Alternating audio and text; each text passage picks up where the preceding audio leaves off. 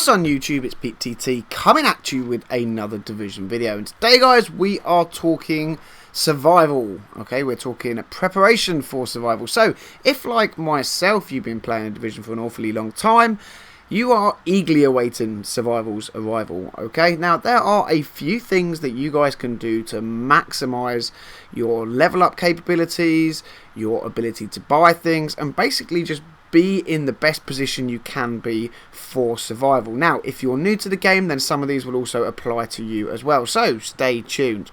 Okay guys, we're going into survival. What are the things that we want to do to prepare for it? First of all, you want to be maxing out your Phoenix credits. So the current cap is 2,000.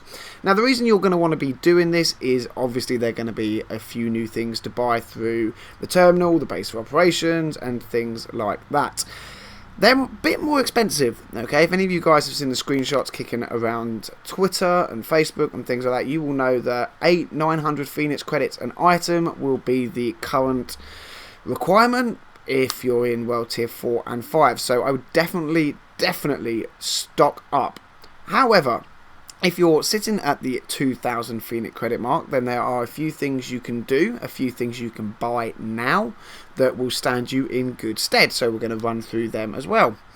The next thing you're going to want to do when you've maxed out your Phoenix credits are to stockpile a few million worth of normal funds in your Division wallet. Now, recalibration is obviously something we are all aware of. Even if you are new in the Division, I'm sure you are aware that you can recalibrate your armor.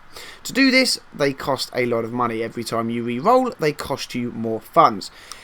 Being able to roll higher stats and things like that in survival means we're going to have to be shelling out more money. So personally, I'm sitting at just over the 30 million mark on my main character. Now I'm going to start selling things on other characters to maximize their funds as well.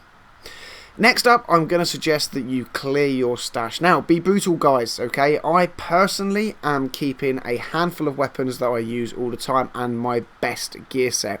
Everything else will be getting sold or broke down for crafting materials. Why do I want to do this? Well, come survival, we will be getting World Tier 5. We will also be getting a maximum gear score increase to 256.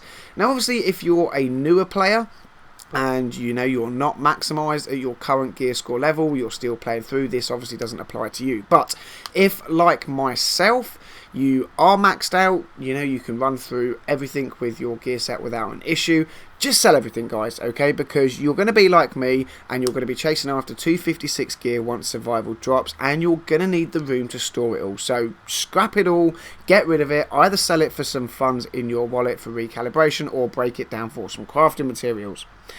Up next, let's talk about crafting materials. You definitely want to stockpile as many as you can. Now, I've been sitting on 999 div tech for a very long time. I converted them all the other night into, you know, an equal amount of everything, and now I'm building up my div tech again. If I hit 999 again, I will obviously convert. The reason you're going to want this, guys, is there are a lot more blueprints for sale. Obviously, you have blueprints for weapons and armor and things like that, but we are getting new mods at a higher level, so you're going to want to be crafting a ton of them. Maybe you'll want to spec into armor.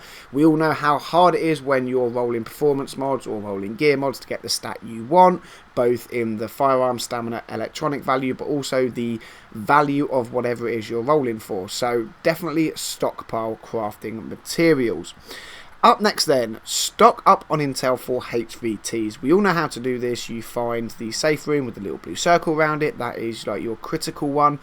Bang all of them out guys. Make sure you hit the cap and any of your friends, teammates, things like that on intel, because when survival drops, as much as you're going to want to jump into survival as well, HVTs are an awesome way to get new gear. Next up on the list then, this is something personally I am doing, although we don't know about it yet. I'm assuming it's worked in the same way we've had previous updates. I am going to be stockpiling sealed caches, gear set sealed caches. So when I hit 2,000 Phoenix credits, I will buy 2 or 3 gear set sealed caches. Then I'll max my Phoenix credits out again, and I'll buy 2 or 3 more, all the way up until the night of survival, so that I know I'm on 2,000 Phoenix credits and I have a load of caches saved up. not only saving those kind of caches, but any caches you get out of the Dark Zone that are green, I would highly recommend saving them. I wouldn't worry too much about the gold ones unless you really want to. Yes, they're going to give you Dark Zone funds and the possibility of higher ends. I mean, personally, I'm saving them, but, you know, I wouldn't say it's something you have to do. I'm also saving combat assignment cache and field proficiency caches, weekly caches, things like that. The reason for this is when you open up these caches, you get a high-end 229. Now, whether that is going to change to 256, I don't know, but I don't need these things right now. It is a good way to store up Phoenix credits so that when survival drops and I spend them all, I can open up a load of caches and I can get a load of Phoenix credits. See, combat assignment caches will reward you with 10 to 12 Phoenix credits. Field proficiency caches can award you with 10 to 30. So, you know, I've cleared out my backpack. I think I'm carrying about 20 items at the moment. That will obviously be dwindled down a little bit more over the coming days. My stash is pretty much empty. The fact that I'm going to stockpile all of these, I reckon I could save up a good few hundred worth of Phoenix credits across several different characters. It's going to be really nice because I can just blow through all my 2,000 and then I can, you know, stockpile a good few hundred of them very, very quickly with the caches. Next up then, stock up on DZ funds. Okay, I was a little bit stupid when 1.4 came out. I bought a load of new crap and pretty much destroyed my Dark Zone funds kind of backup. Okay, I've got not a lot anymore. I definitely recommend stockpiling, and we all know that there are going to be mods for sale. There's going to be gear sets for sale in DZ6, in the safe room and things like that. So, you know, 500,000, a million, whatever it is you can stockpile, I definitely recommend you save up your DZ funds so that you can go on a bit of a spending spree with 1.5 if that is what you choose to do. Next up then, when you have done all of that, guys, I recommend you make yourself a new character. That is what I have done.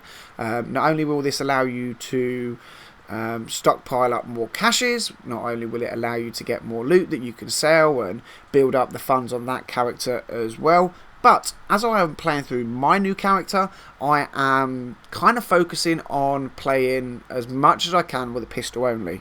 Right, this gets me ready for survival.